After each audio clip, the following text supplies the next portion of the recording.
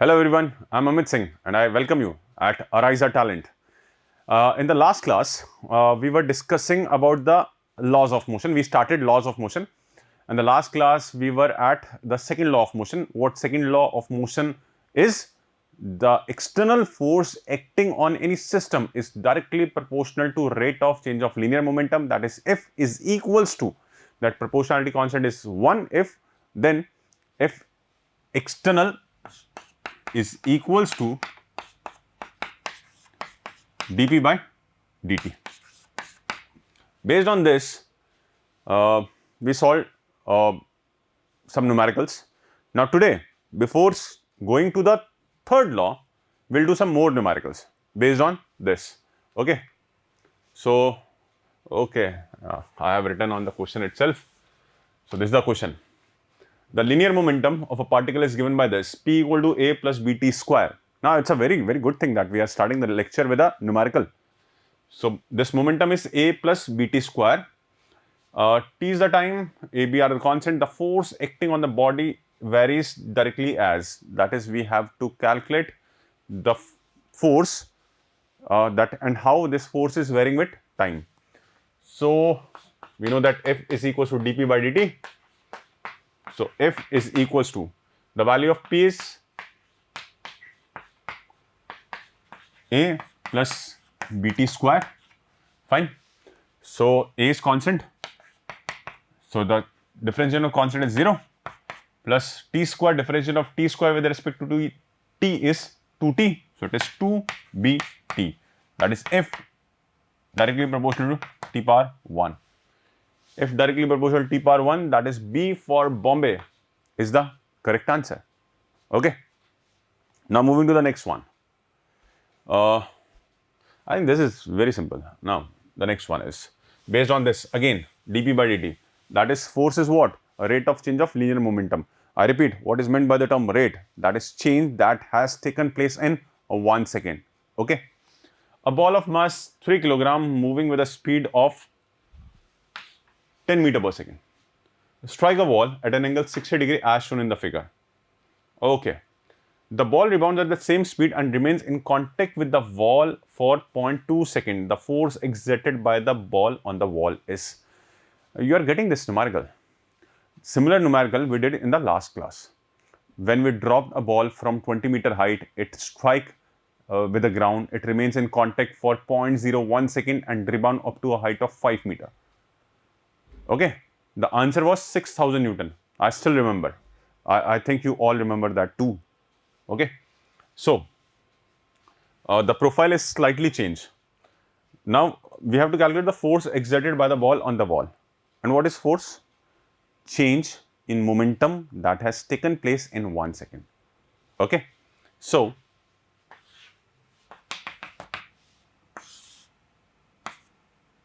mass is m and velocity is v. This angle is given as 60 degree. So if this angle is 60 degree, then this angle is 30 degree.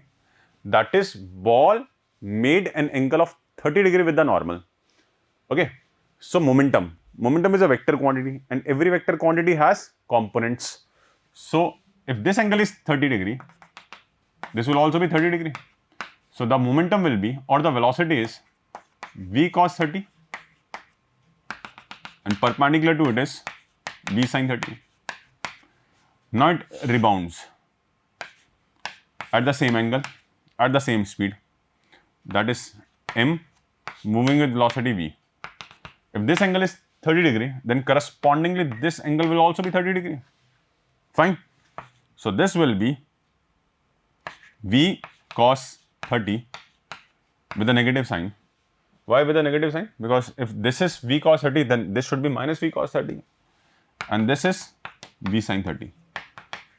There is no change in the velocity in the direction parallel to the wall. If there is no change in the velocity parallel to the wall, then there is no change in the momentum in the parallel direction, parallel to the wall. So the change in momentum is only taking place along the normal, that is perpendicular to the wall. So the initial momentum is this mv cos 30. Final momentum is minus mv cos 30. Okay, so the change in momentum is, question is asking only about the magnitude, so we are not concerned about the direction. So it is delta B is P final minus P initial, it comes out to be 2 mv cos 30. Put the value or this is change in momentum. Now this change in momentum has been taken place in 0.2 second. If in 0.2 second this is the change in the momentum, then the change in the momentum in 1 second will be how much? Divide by 0.2. 0.2, and that will be equal to force. So F is equals to 2, mass is given as 3 kilogram, 3, speed with which it strike is 100 meter per second, 100, cos 30 is how much? Root 3 by 2 upon 0.2. This 2 will cancel this 2. This is, I am removing this point and adding a 0 here. So 1000 by 2 is 500. So 500 into 3 is 1500. 1500 root 3 is the answer.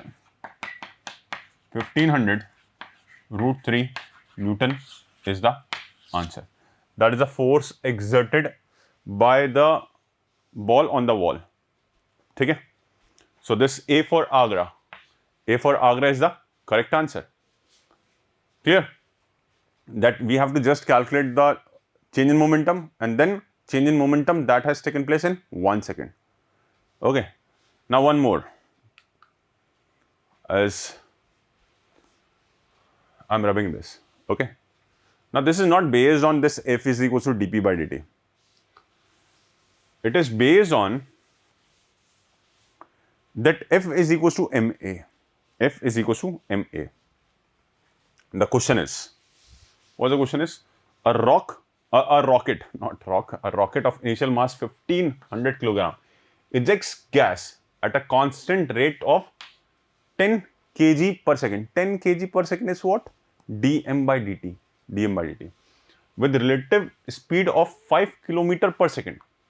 What is the acceleration of the rocket 50 seconds after the blast, neglecting gravity? Okay. The question is clear? Okay, there is no gravity. No gravity.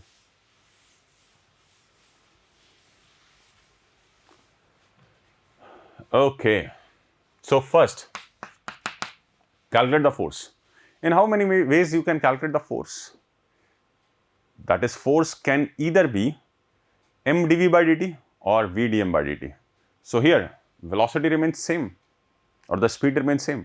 Only mass is changing with respect to time. So we'll calculate F as v dm by dt. And in the last class, I said that calculate the force and equate that force with ma, because force is dp by dt, but its value comes out to be ma always. Okay.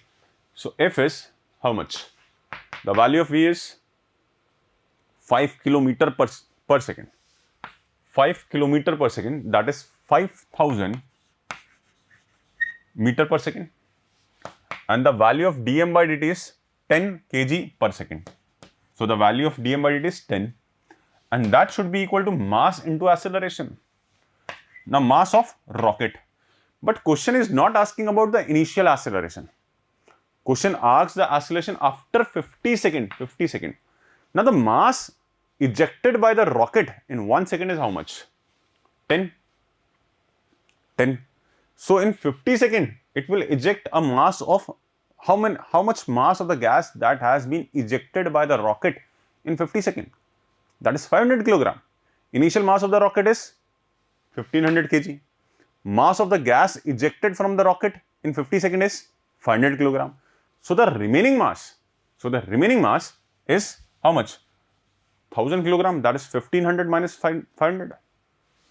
So this 50,000 is the force, and that is mass of the rocket now is 1500 minus 500. Okay, this 500 comes from this 10 kg per second for 50 seconds. I am writing that too. into A. So A comes out to be 50,000 by 1,000. Okay. So it comes out to 50 meter per second square. 50 meter per second square. So C for correct. C for correct is the correct answer. Clear? So there are so many ways to, or there are so many profiles on which you can calculate the force and numericals based on this second law. F equal to, first is, there are three ways of asking numerical based on second law. First is F is equals to dp by dt. Okay, we did numerical based on this. Second is calculate force based on the expression mdv by dt. Third is calculate force based on v dm by dt. In last two cases, you have to equate force. You have to calculate the force either by v dm by dt or mdv by dt, and you have to equate that force with ma. Okay, ma. I think we should do one more numerical. Okay, one more.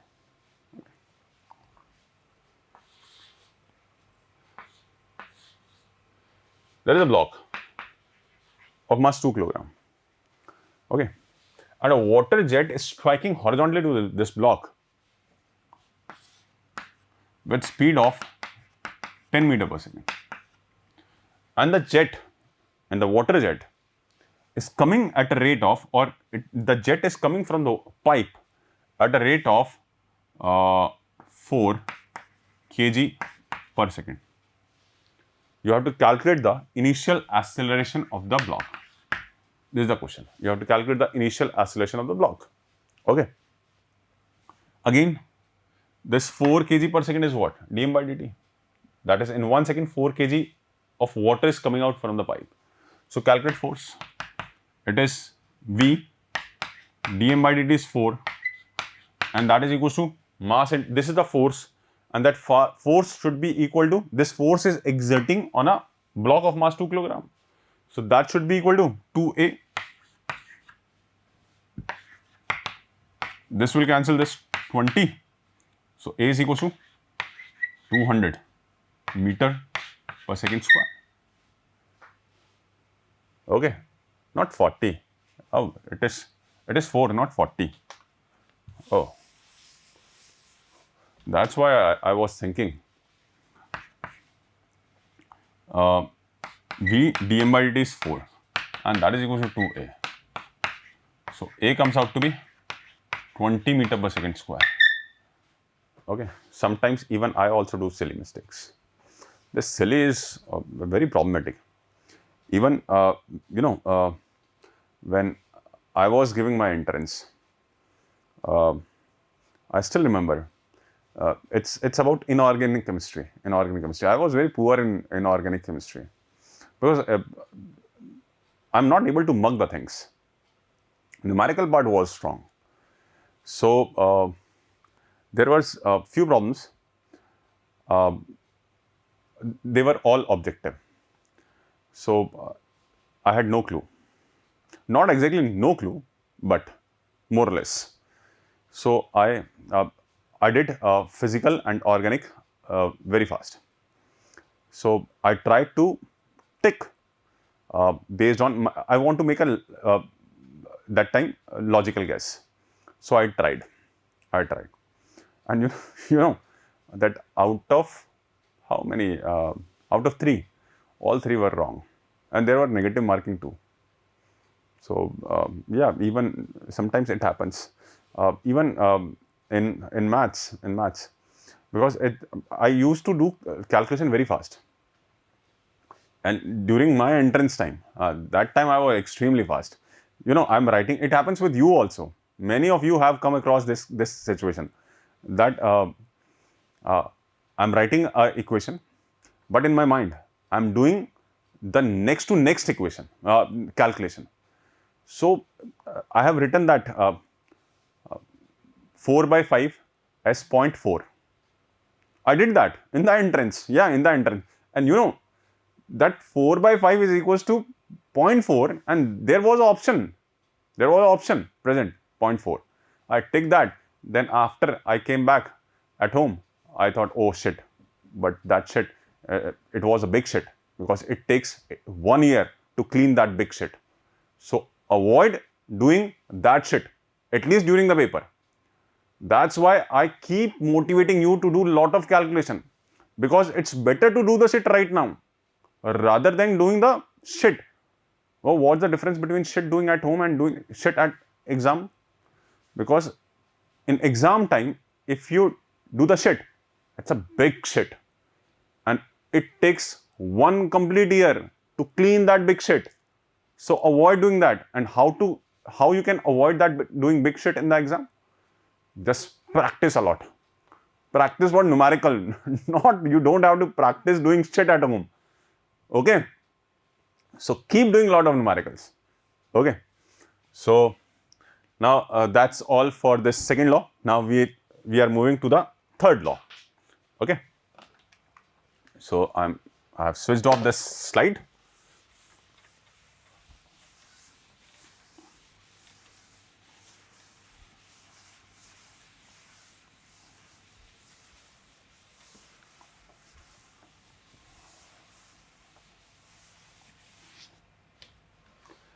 Now article number 4th is, first was in introduction, that's why this 4th will be the Newton's third law of motion.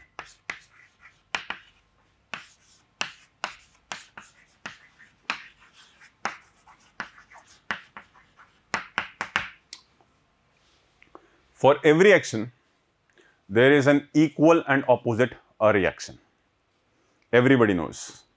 Even somebody of you might have tried this too also at different places under different circumstances, that for every action there is an equal and opposite reaction. Okay, so this is action or reaction law. Newton's third law is action or reaction law. Now the important thing regarding this is action and reaction always acts on 2 different bodies. Action and reaction always acts on 2 different bodies. Okay, this third law is very important. The maximum probability that the question will come in the entrance will be from the third law. Okay, this is the maximum probability that the question will come from this third law. There are very variety of the questions based on this third law, and we'll cover every variety. We'll cover every variety, don't worry. Okay, so important thing is action reaction acts on 2 different bodies. One thing more is that action and reaction produces simultaneously. Yeah, I know that's not practically possible. In some cases, it takes too long time and we keep waiting. Okay, when there will be a blue tick will appear, and then when we'll get the reply. Yeah, that too happens with me also. Yeah, definitely. Anyways, action reaction produces simultaneously. So you cannot differentiate between action and reaction. You can't say that this is action and this is reaction. So for our convenience, we take one as action and another as a reaction. Okay. Now in this article, I'll tell you how to draw free body diagram. Free body diagram. That is the diagram. First set yourself free and draw it. That is free body diagram. Because when you set yourself free, then only you can feel that how many forces are acting on the body actually. Okay. So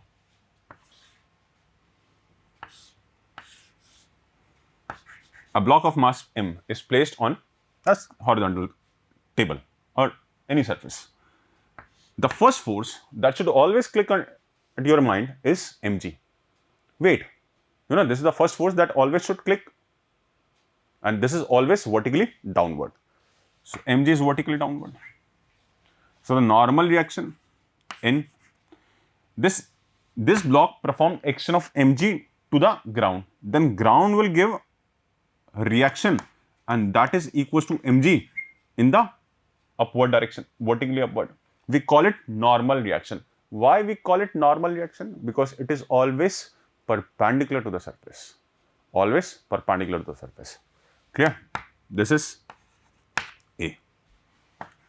Action is performed by block. On whom? On the ground.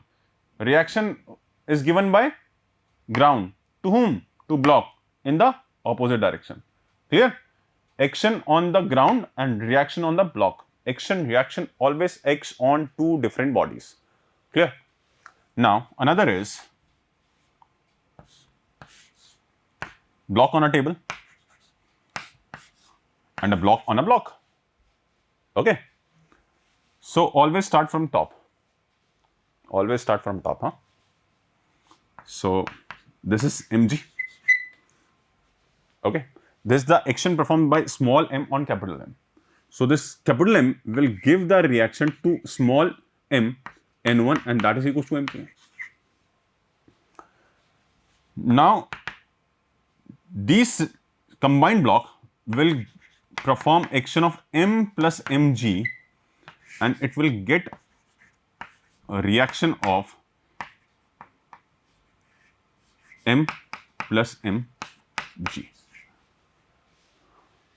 Okay. You know, the combined weight will be, because ground is not concerned that how many bodies are placed one over another. If I'll ask how much action is performed by this block, this ground will say to me that m plus mg is action performed by the block. So I ask what you will do. So the ground will say that I'll give equal reaction but in the opposite direction. Okay.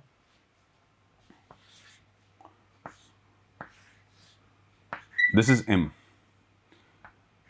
and this is force F. Okay.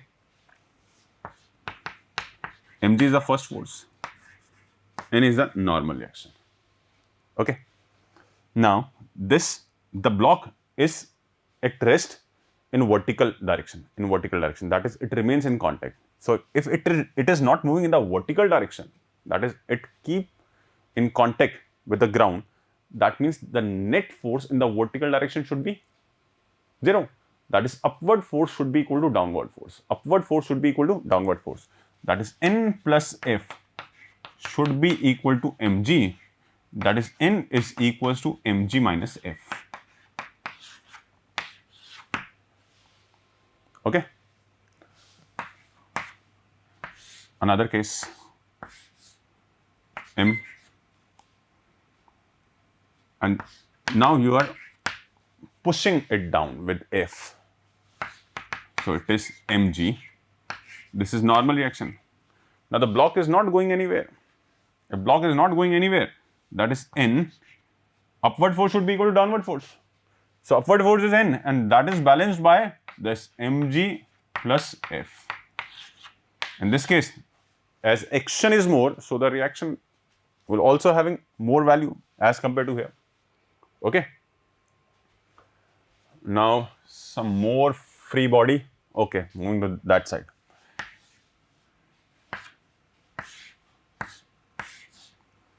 M. I applied a force like this, F, at an angle theta. Okay. Force is a vector. If F is a force, then it is a vector quantity. The vector will have component. So this is F cos theta, and perpendicular to it is F sin theta. This is mg. This is normal reaction. Okay. So it is in vertical equilibrium, that is, upward force should be equal to downward force. So tell me the value of n directly. Although the equation is F sin theta plus n should be equal to mg. F sin theta plus n should be equal to mg. So n is equals to mg minus F sin theta. Clear? Okay. So I have to rub something from here or here. Now comes F.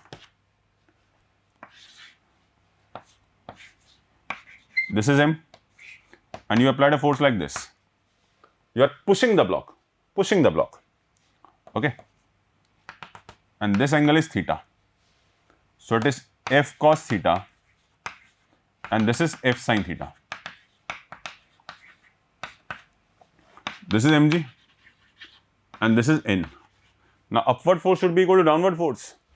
So this upward force is n and the downward force is mg plus F sin theta. So n comes out to be mg plus F sin theta.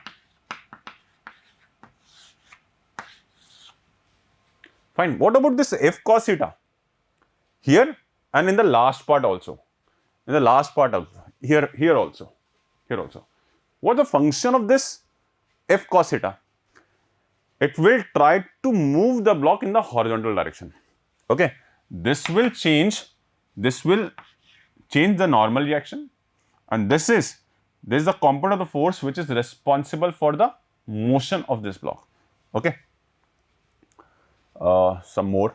I don't want to rub anything. I want that you will able to see all type of free body diagram here only. So maybe at some places I'll not able to write in bold letters. Okay. So kindly manage. F now comes G. There's a vertical wall and the block is placed like this, and you applied a force F and it remains at rest.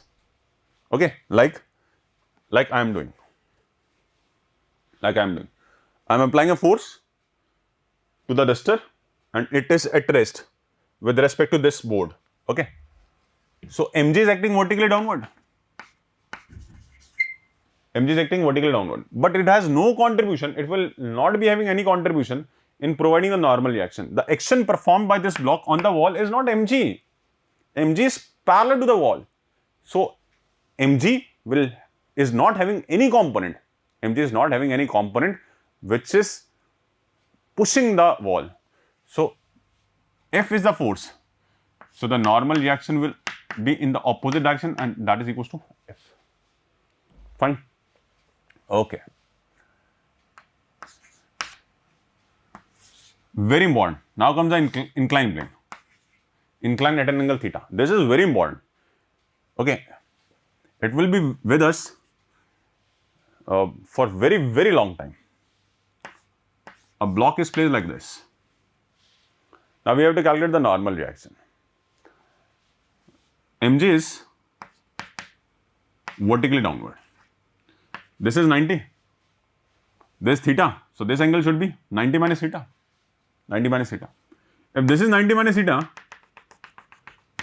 then this should be equal to theta. No, it's not clear. This is theta. That is the angle made by the wedge or the inclined plane with the horizontal. This is theta. This is 90. So this angle.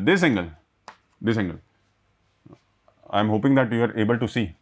This is 90 minus theta. So if this is 90 minus theta, then this should be theta.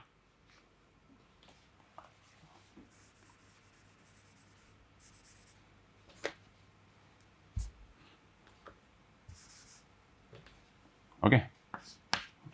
mg here. Now mg is a force, gravitational force. Force is a vector quantity. Every vector has component. So this mg is making theta with this. So along this is mg cos theta, and perpendicular to it is mg sin theta. And normal reaction, I repeat, why we are calling it normal reaction? Because it is always normal, that is perpendicular to the surface. So this is like this. This is normal. So here n is equals to mg cos theta. And what about this mg sin theta?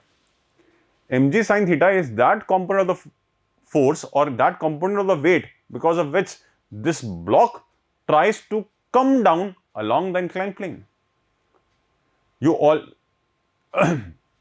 when you were kids, then you used to play on slides.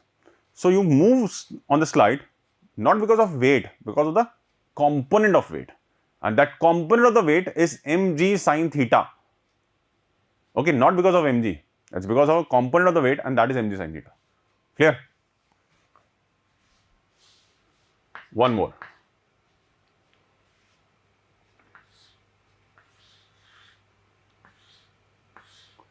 Although we'll study circular motion after friction, that is laws of motion, then friction, then circular motion. But still I am explaining this. A particle is moving on a circular track. Mass is m, velocity is tangential and it is v. Okay. So there is a centrifugal force. Centrifugal force. Centrifugal force is mv square by r. Don't worry, I'll explain in this laws of motion. The last article of this laws of motion is that only. That is a pseudo force. Okay, in which we'll study about the frames, inertial and non-inertial frame. Okay, so this m is moving with velocity v. So centrifugal force, centrifugal, that is away from the center, that is mv square by r. Okay, so this is the action performed by this point particle on the surface. So this will give the normal reaction, and the value of normal reaction is same as that of centrifugal force, that is N is equals to mv square by r. Okay, so that's about this free body diagram. It seems to be good. Okay, somewhere I have rubbed something, but yeah, it's okay. So what free body diagram is? Which first set yourself free and then draw it. Okay, so you will able to represent all the forces acting on the system or a body. With this, I am concluding this lecture.